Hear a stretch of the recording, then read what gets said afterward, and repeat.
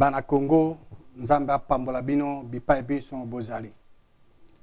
Lelo na kombo ya PPVN tokomeka kuyanula na mutuna moko tozana ngwawa bitumbo tozanga na mboka. Ezali na banani.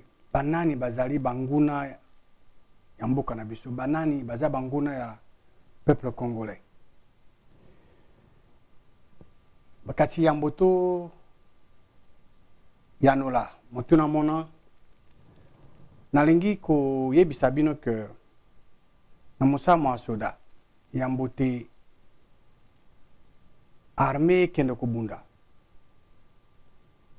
esengeli bazwa information renseignement sur monguna esengeli bayeba banguna bazali boni eloko ni balingi mando kinini bazali na yango est-ce que bazali na bibondeli ya likolo bazana ba avion bazali na mandoki ya minene nyonso oyo esengeli armée ayeba soki bazwi barenseignement wana nyonso ekolingisa armée po basalela mandoki ya makasi mpona kokende kopanza monguna mpona kolonga monguna biso pe na mboka na biso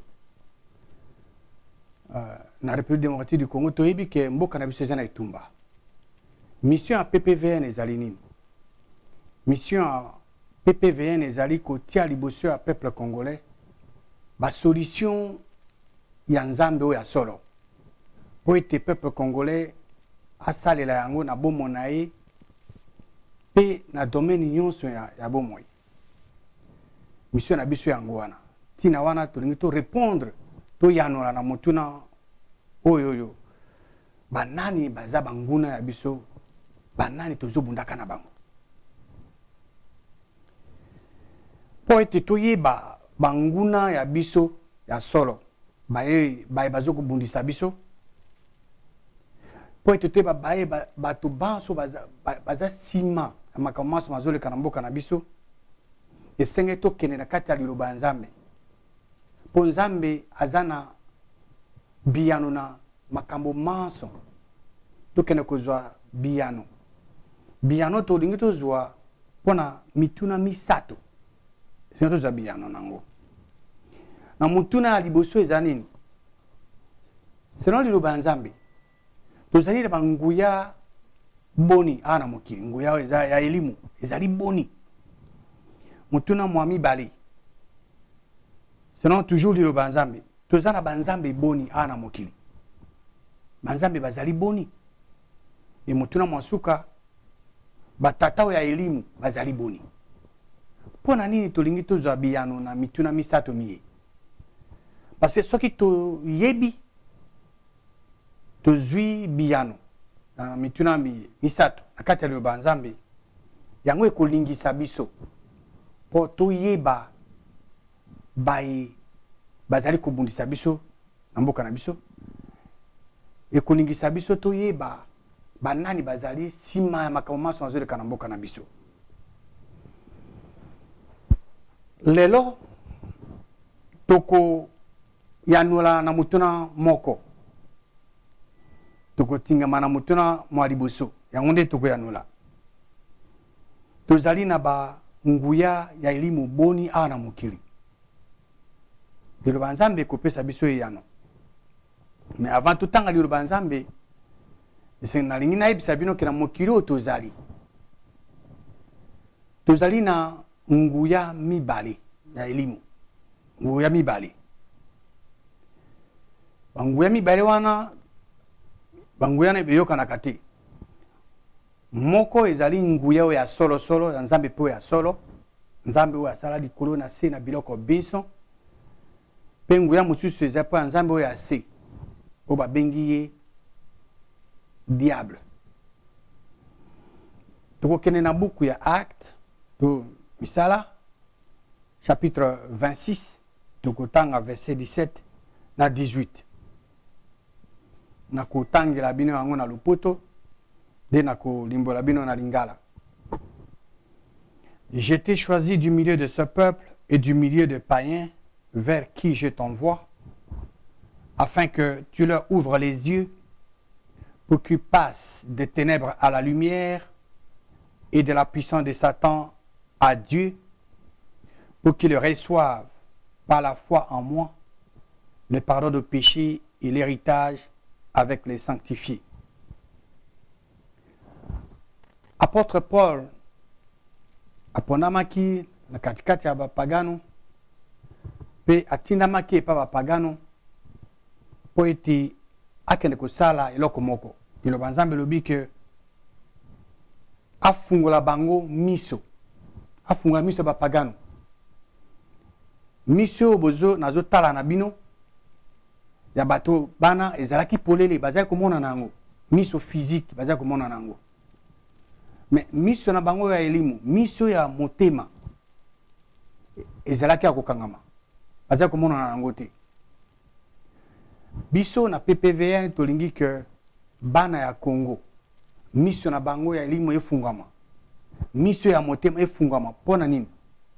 Po ete bamona réellement nani azali kobundisa biso. Miso ya bana Congo ya elimu efungama po bayeba banani bazali sima makambo maso mazoleka na Congo. Ekolingisa biso toyeba ndenge nini ya kobunda. Parce que toyebi te, toyebi ndenge nini monguna aza koopere te, monguna koza toujours un avantage sur biso. Donc tolingi ke miso elimu ya bana Congo efungama po ete bamona na yango. Na kotangela bino na kati ya Liloba Nzambe ndakisa moko. Mutu moko azalaki kosalela nguya ya Nzambe ya se, aza kosalela azo pratiquer magie, sorcellerie, asali ba miracle ndenge na ndenge bato bazalaki wana baza kokamwa na kati ya Samarie, bazo kamwa bakanisaki ke ezali nguya ya solo, nzokande ezali nguya ya Nzambe ya solo te. Na Acte chapitre 8 tokotanga verset 9 à 11. Il y avait auparavant dans la ville un homme nommé Simon, qui s'est donné pour un personnage important, exerçait la magie et provoquait l'étonnement du peuple de la Samarie. Tous, depuis le plus petit jusqu'au plus grand, l'écoutaient attentivement et disaient: celui-ci est la puissance des dieux, celle qui s'appelle la grande. Il écoutait attentivement parce qu'il les avait longtemps étonnés par ses actes de magie. Donc Simon azalaki kosala magie. Pe azako kamwisa bato ya Samarie. Jusqu'au point où bango bakanisi ke ezali nguya ya Nzambe ya solo. Nzokande Simon azali kosalela nguya ya Nzambe ya solo te. Aza kosala nguya Nzambe ya se. Na tina wana soki lelo biso bana Kongo tolingi toyeba tina makambo ezoleka epa na biso. So tolingi toyeba bato oyo bazobundisa biso na mboka na biso, esengeli toyeba pe tobomba na mitema ya biso ke na mokili oyo tozali banguya ya elimu eza mibale. Nguya ya Nzambe ya solo oyo akela likolo na se na biloko biso, na nguya ya Nzambe oyo ya se oyo babengi ye zabulu epaza na nguya. Biso tolingi ke biso bana Kongo tosalela nguya ya Nzambe ya solo. Na tina wana na mbala ekoya biso na bino tokotala makomi po toyeba bokasi ya Nzambe nyonso mibale, toyeba wapi esengeli tokende, toyeba nguya nini esengeli tosalela po ete tokoka kolonga baye bazokobundisa biso. Nzambe apambola